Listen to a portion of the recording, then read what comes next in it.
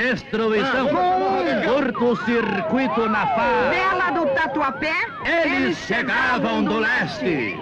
Sim. Naquela tarde, os misteriosos discos... Mais uma vez, aqueles mesmos objetos voadores não identificados. Emitindo um ruído estranho e uma forte luz avermelhada e motivando a suspensão de um... Casamento chinês. Em Los Angeles. De um transplante. Em Acapulco. De uma passeata. Em Porto Alegre. 5 luzes avançam da Antártica. Até agora, ninguém sabe das suas intenções. Um sensacional furo de reportagem da Continental de Itapecerica da Serra. A minha. A sua. A nossa emissora. É a invasão dos bárbaros. Em 10 segundos poderão estar em Brasília. Tudo está iluminado por uma terrível luz avermelhada. Uma das melhores coisas que o cinema nos proporciona é a oportunidade de conhecer coisas do mundo todo. Eu pude assistir às comédias francesas, os maravilhosos filmes de terror japoneses, e é óbvio que o meu interesse em conhecer o mundo através do cinema também refletiu no meu próprio país, o Brasil. Sabe o que eu queria ser? Eu queria ser artista de cinema. Durante a minha adolescência, eu conheci o cinema brasileiro e me apaixonei por ele, porque a gente encontra tanta coisa diferente, desde filmes de drama, comédia, terror, é todo um universo. Só que toda vez que eu vou conversar com as pessoas sobre o cinema nacional, parece que todo mundo já fica meio, tipo com uma repulsa, sabe? E eu fico me perguntando, o que torna o cinema brasileiro ruim? Não pra mim, que conheço e aprecio, mas o que torna o cinema brasileiro tão ruim para várias pessoas do nosso país. Em uma rápida pesquisa na internet, ou até mesmo se você quiser perguntar para as pessoas aí ao seu redor o que elas pensam sobre o cinema nacional, você vai ver que existe um tipo de opinião muito parecida e que geralmente também vai ter uma justificativa muito parecida. E eu vou tentar, óbvio, na minha visão, explicar um pouco do que eu penso sobre isso. Geralmente, as pessoas falam que os filmes nacionais, eles são medíocres, têm péssimas histórias, que são comédias ruins e por aí vai. Ou que todos os filmes são extremamente explícitos, que não são familiares, esse tipo de coisa. E geralmente, quando você pergunta para essas pessoas se elas consomem, se elas assistem os filmes nacionais, elas vão dizer que não, ou vão dizer filmes que já são praticamente clássicos, né? Mais atuais, como Cidade de Deus, O Auto da Compadecida, esses filmes que já são bastante aclamados, que estão em destaque não só aqui, mas no exterior também. Para que a gente possa entender esse assunto de uma forma mais profunda, mais completa, a gente vai ter que voltar um pouco no passado, para poder observar os problemas que o cinema nacional já enfrentava desde aquela época. Não só os problemas, mas as soluções. E cabe, em primeiro lugar, um esclarecimento no sentido de que, para se conseguir fazer o cinema que já foi bom e depois piorou, ele pode voltar a melhorar, porque o processo histórico não é linear, mas cíclico. E para se conseguir isso, é preciso então desvendar essas incógnitas.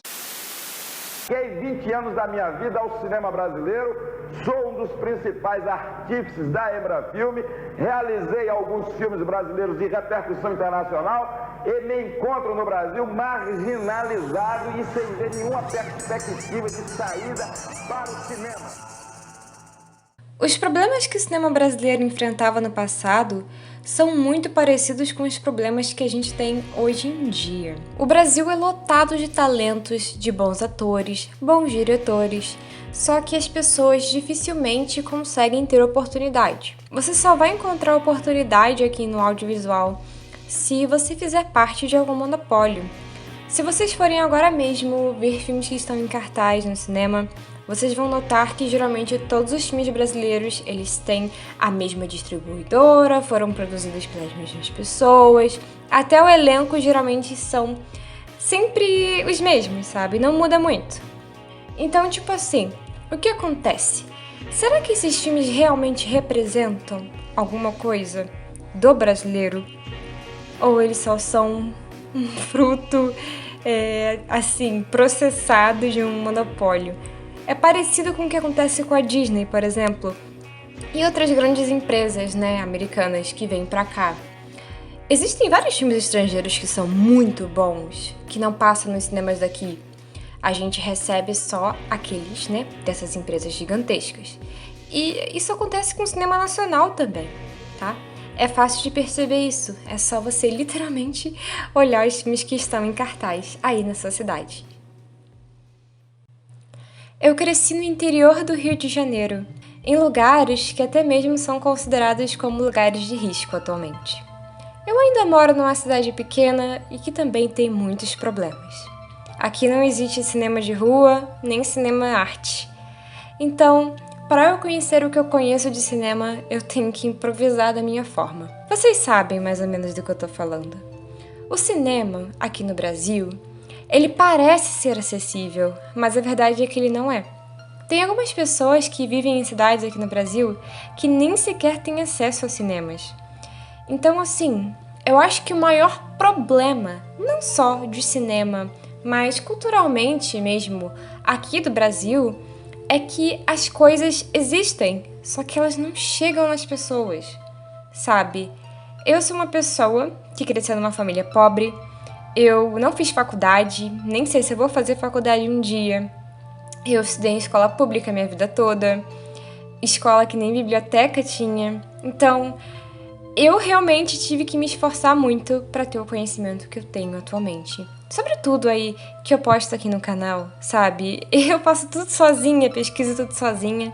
E no máximo, a ajuda que eu tenho é realmente de pessoas que já fazem parte dessa comunidade de cinema aqui do Brasil. Após essas reflexões, eu repito a pergunta: o que torna o cinema brasileiro ruim para a maior parte das pessoas? E agora eu tenho algumas respostas. Na minha opinião, tem 2 fatores que contribuem para esse pensamento. O primeiro é a falta de acesso à cultura. As pessoas não sabem que alguns filmes existem, elas não têm acesso a isso, moram em cidades que praticamente não têm cinemas, e quando tem, é aquele estilo que eu falei pra vocês, que só tem aqueles filmes que já fazem parte de algum monopólio. Ou seja, aquela pessoa não consegue assistir nada que seja um pouco mais independente, que tenha um lado mais artístico, mais criativo. E é por isso que talvez ela pense que todo filme brasileiro segue aquela fórmula mais plastificada. Ela talvez até iria gostar de conhecer essas obras que já existem, só que elas não têm acesso a isso. E o segundo fator, com certeza, é a identificação. As pessoas têm tido bastante dificuldade em se identificar com esses filmes. Por quê? Mesmo filmes que às vezes retratam a vida de pessoas mais simples, parece que sempre tem um ar um pouco intelectual demais ou político demais e as pessoas não conseguem se identificar tanto. Eu acho que falta alguns filmes que sejam mais povão, mas que tenham realmente assim uma grande identificação para as pessoas, sabe?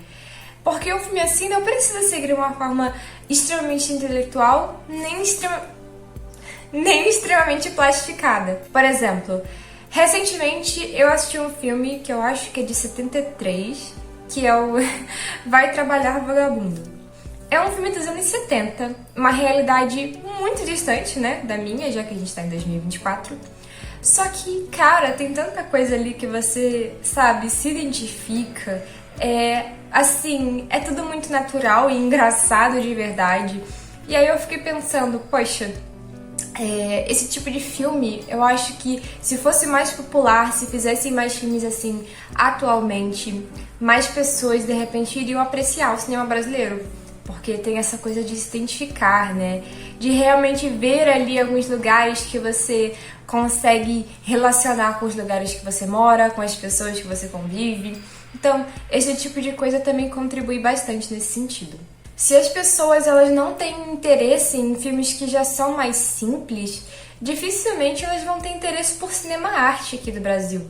Porque as pessoas vão olhar e já vão descartar tudo de cara. Elas já têm aquela ideia ruim pra que elas vão perder o tempo delas querendo descobrir mais coisa? E é isso que eu realmente vejo acontecer. As pessoas, até mesmo como eu mencionei no começo do vídeo, elas se prenderam muito a alguns títulos só de filmes, como Cidade de Deus, esse tipo de filme, que obviamente são ótimos filmes sim, que realmente merecem a aclamação que eles têm. Só que não são os únicos, entende? A gente aqui tem filme de muita coisa diferente.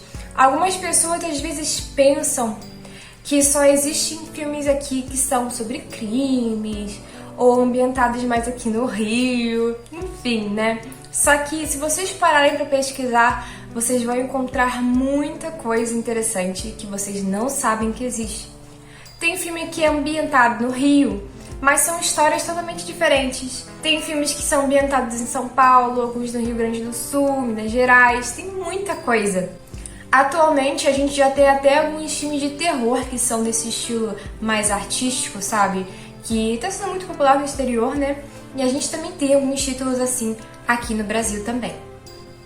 O que me fez realmente ter vontade de fazer um vídeo sobre esse assunto é que eu tenho tirado bastante tempo para poder assistir todos os filmes brasileiros que eu ainda não tinha assistido e eu tenho me surpreendido muito, tô encontrando obras magníficas. Recentemente eu assisti Pichote pela primeira vez, que é um filme de 1980. E assim, se vocês me acompanham, vocês já sabem disso, né?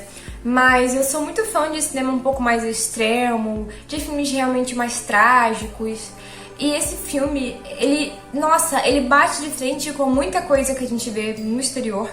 Ele tinha tudo pra ser um grande clássico cult mesmo, desse tipo de filme. Tinha tudo não, né? Eu considero ele dessa forma. É um filme que realmente me surpreendeu muito. Eu acho que eu dei até 5 estrelas pra ele quando eu assisti. Então assim, é incrível ver que existem filmes tão bons aqui e muita gente nem sequer sabe, sabe? Poxa, tem! E as pessoas não sabem. É isso que me deixa assim indignada. É que muitas pessoas pensam que aqui não tem nada de grandioso, só que tem muita coisa. O audiovisual aqui do Brasil, ele é extenso. Tem muita coisa legal aqui no Brasil. Primeiro, né, o Brasil já é campeão, por exemplo, em dublagem. A dublagem brasileira, ela é vista até mesmo por pessoas estrangeiras como uma das melhores do mundo. Então, assim, a dublagem faz parte do audiovisual também, né? E tem tanta coisa aqui. Tem animações, tem muita coisa. É porque eu sinto que ou as pessoas não sabem mesmo e não se interessam, ou algumas pessoas já ficam, tipo, receosas só por ser brasileiro. É uma situação bem chata, né? Bem complicada, mas que eu acho que a gente precisa refletir mais sobre isso, porque, assim, a arte, ela tá muito conectada com um povo, sabe? Às vezes a gente olha pra algum país e a gente já lembra de alguns filmes, de algumas coisas artísticas que aquele país produziu.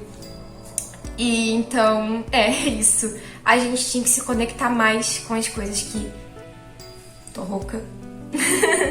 A gente tinha que se conectar um pouco mais com as coisas artísticas que a gente tem aqui e que ainda vão surgir mais, né? Eu tô planejando fazer uma lista com 50 filmes brasileiros que eu considero como essenciais. Bom, se você estiver vendo esse vídeo bem lá no futuro, talvez essa lista já tenha saído, mas agora ainda não saiu, né? Ela tá sendo produzida devagarzinho. Eu tô assistindo muita coisa que eu não assisti ainda, mas eu acho que vai ser uma lista muito legal pra quem tem essa vontade de conhecer mais do cinema brasileiro. Lembrando que todos os filmes que estiverem nessa lista, eles também vão estar disponíveis na internet, porque eu vou assistir todos pra poder colocar na lista. Então, isso vai estar garantido pra vocês, tá? Mas ela ainda não tá pronta. Quando eu tiver, vou fazer um vídeo especial sobre isso. E o Brasil não é o único filme que eu pretendo fazer uma lista assim. Eu pretendo fazer isso com vários, com Japão, Itália, França, todo lugar. Eu tenho vontade de fazer uma lista assim. Gosto de expandir bastante a minha visão de mundo no cinema. Já comentei isso com vocês algumas vezes, mas é tipo um hobby meu mesmo. Eu me divirto fazendo isso. Bom, e é isso, pessoal. Eu espero que vocês tenham gostado desse vídeo. Tentei fazer uma coisa meio estilo documentário. Não sei se funcionou, mas tava a fim de fazer uma coisa assim. Eu tô meio rouca, né? Mas eu tô aqui me esforçando pra gravar esse vídeo. Espero que vocês tenham gostado mesmo, tá? E muito obrigada mesmo por assistir. E até mais!